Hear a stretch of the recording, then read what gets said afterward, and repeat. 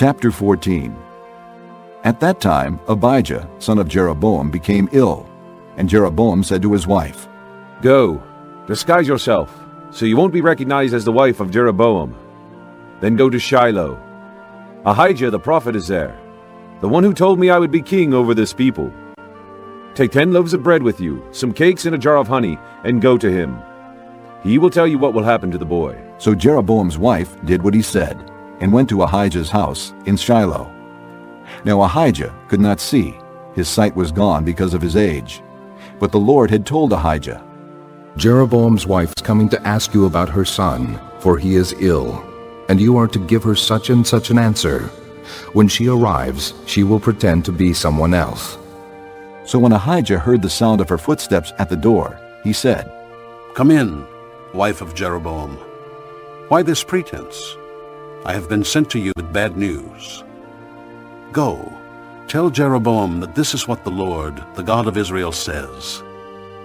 I raised you up from among the people and made you a leader over my people Israel. I tore the kingdom away from the house of David and gave it to you. But you have not been like my servant David, who kept my commands and followed me with all his heart, doing only what was right in my eyes. You have done more evil than all who lived before you. You have made for yourself other gods, idols made of metal. You have provoked me to anger and thrust me behind your back. Because of this, I am going to bring disaster on the house of Jeroboam. I will cut off from Jeroboam every last male in Israel, slave or free. I will burn up the house of Jeroboam as one burns dung, until it is all gone. Dogs will eat those belonging to Jeroboam who die in the city, and the birds of the air will feed on those who die in the country. The Lord has spoken. As for you, go back home. When you set foot in your city, the boy will die. All Israel will mourn for him and bury him. He is the only one belonging to Jeroboam who will be buried, because he is the only one in the house of Jeroboam in whom the Lord, the God of Israel, has found anything good. The Lord will raise up for himself a king over Israel who will cut off the family of Jeroboam. This is the day. What? Yes, even now. And the Lord will strike Israel so that it will be like a reed swaying in the water. He will uproot Israel from this good land that he gave to their forefathers and scatter them beyond the river, because they provoked the Lord to anger by making Asherah poles. And he will give Israel up because of the sins Jeroboam has committed and has caused Israel to commit. Then Jeroboam's wife got up and left and went to Tirzah. As soon as she stepped over the threshold of the house, the boy died. They buried him, and all Israel mourned for him, as the Lord had said through his servant, the prophet Ahijah. The other events of Jeroboam's reign, his wars and how he ruled, are written in the book of the annals of the kings of Israel. He reigned for 22 years, and then rested with his fathers. And Nadab his son succeeded him as king. Rehoboam, son of Solomon, was king in Judah. He was 41 years old when he became king, and he reigned 17 years in Jerusalem, the city the Lord had chosen out of all the tribes of Israel in which to put his name. His mother's name was Naamah. She was an Ammonite. Judah did evil in the eyes of the Lord. By the sins they committed, they stirred up his jealous anger more than their fathers had done. They also set up for themselves high places, sacred stones, and Asherah poles on every high hill and under every spreading tree. There were even male shrine prostitutes in the land. The people engaged in all the detestable practices of the nations the Lord had driven out before the Israelites.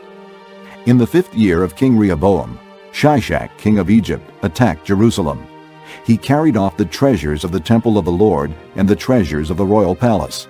He took everything, including all the gold shields Solomon had made.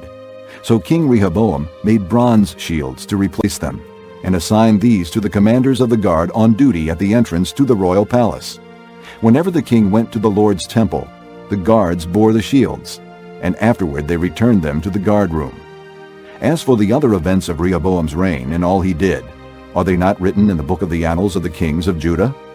There was continual warfare between Rehoboam and Jeroboam. And Rehoboam rested with his fathers and was buried with them in the city of David. His mother's name was Naamah. She was an Ammonite. And Abijah, his son, succeeded him as king. Chapter 15. In the 18th year of the reign of Jeroboam, son of Nebat, Abijah became king of Judah, and he reigned in Jerusalem 3 years. His mother's name was Maacah, daughter of Abishalom. He committed all the sins his father had done before him. His heart was not fully devoted to the Lord his God, as the heart of David his forefather had been. Nevertheless, for David's sake the Lord his God gave him a lamp in Jerusalem, by raising up a son to succeed him, and by making Jerusalem strong. For David had done what was right in the eyes of the Lord, and had not failed to keep any of the Lord's commands all the days of his life, except in the case of Uriah the Hittite. There was war between Rehoboam and Jeroboam throughout Abijah's lifetime. As for the other events of Abijah's reign, and all he did, are they not written in the book of the annals of the kings of Judah? There was war between Abijah and Jeroboam. And Abijah rested with his fathers, and was buried in the city of David. And Asa his son succeeded him as king. In the 20th year of Jeroboam king of Israel, Asa became king of Judah, and he reigned in Jerusalem 41 years. His grandmother's name was Maacah, daughter of Abishalom. Asa did what was right in the eyes of the Lord, as his father David had done. He expelled the male shrine prostitutes from the land, and got rid of all the idols his father had made. He even deposed his grandmother Maacah from her position as queen mother, because she had made a repulsive Asherah pole. Asa cut the pole down and burned it in the Kidron Valley. Although he did not remove the high places, Asa's heart was fully committed to the Lord all his life. He brought into the temple of the Lord the silver and gold and the articles that he and his father had dedicated. There was war between Asa and Baasha, king of Israel, throughout their reigns. Baasha, king of Israel, went up against Judah and fortified Ramah to prevent anyone from leaving or entering the territory of Asa, king of Judah. Asa then took all the silver and gold that was left in the treasuries of the Lord's temple and of his own palace. He entrusted it to his officials and sent them to Ben-Hadad, son of Tabrimmon, the son of Hezion, the king of Aram, who was ruling in Damascus. "Let there be a treaty between me and you," he said, "as there was between my father and your father. See, I am sending you a gift of silver and gold. Now, break your treaty with Baasha, king of Israel, so he will withdraw from me." Ben-Hadad agreed with King Asa and sent the commanders of his forces against the towns of Israel. He conquered Ijon, Dan, Abel-Beth-Maacah, and all Kinnereth, in addition to Naphtali. When Baasha heard this, he stopped building Ramah and withdrew to Tirzah. Then King Asa issued an order to all Judah. No one was exempt, and they carried away from Ramah the stones and timber Baasha had been using there. With them King Asa built up Geba in Benjamin, and also Mizpah. As for all the other events of Asa's reign, all his achievements, all he did in the cities he built, are they not written in the book of the annals of the kings of Judah? In his old age, however, his feet became diseased. Then Asa rested with his fathers and was buried with them in the city of his father David. And Jehoshaphat, his son, succeeded him as king. Nadab, son of Jeroboam, became king of Israel in the 2nd year of Asa, king of Judah, and he reigned over Israel 2 years.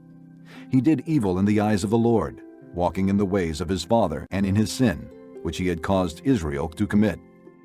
Baasha, son of Ahijah of the house of Issachar, plotted against him, and he struck him down at Gibbethon, a Philistine town, while Nadab and all Israel were besieging it.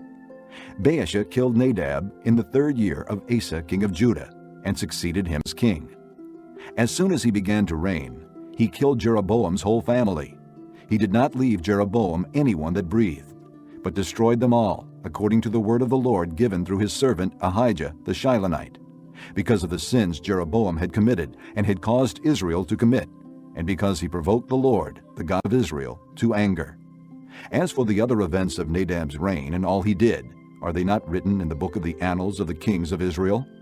There was war between Asa and Baasha, king of Israel, throughout their reigns. In the 3rd year of Asa, king of Judah, Baasha, son of Ahijah, became king of all Israel in Tirzah, and he reigned 24 years.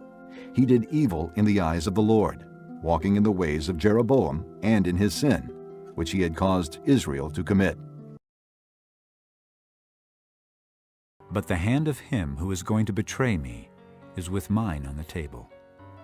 The Son of Man will go as it has been decreed, but woe to that man who betrays him. They began to question among themselves which of them it might be who would do this. Also, a dispute arose among them as to which of them was considered to be greatest. Jesus said to them, The kings of the Gentiles lord it over them, and those who exercise authority over them call themselves benefactors. But you are not to be like that. Instead, the greatest among you should be like the youngest, and the one who rules like the one who serves. For who is greater, the one who is at the table or the one who serves? Is it not the one who is at the table? But I am among you as one who serves. You are those who have stood by me in my trials, and I confer on you a kingdom just as my Father conferred one on me, so that you may eat and drink at my table in my kingdom and sit on thrones judging the 12 tribes of Israel. Simon, Simon, Satan has asked to sift you as wheat. But I have prayed for you, Simon, that your faith may not fail. And when you have turned back, strengthen your brothers. But he replied, Lord, I am ready to go with you to prison and to death. Jesus answered, I tell you, Peter, before the rooster crows today, you will deny 3 times that you know me. Then Jesus asked them, When I sent you without purse, bag, or sandals, did you lack anything? Nothing. They answered. He said to them, But now if you have a purse, take it, and also a bag. And if you don't have a sword, sell your cloak and buy one. It is written, And he was numbered with the transgressors. And I tell you that this must be fulfilled in me. Yes, what is written about me is reaching its fulfillment. The disciples said, See, Lord, here are 2 swords. That is enough. He replied. Jesus went out as usual to the Mount of Olives, and his disciples followed him.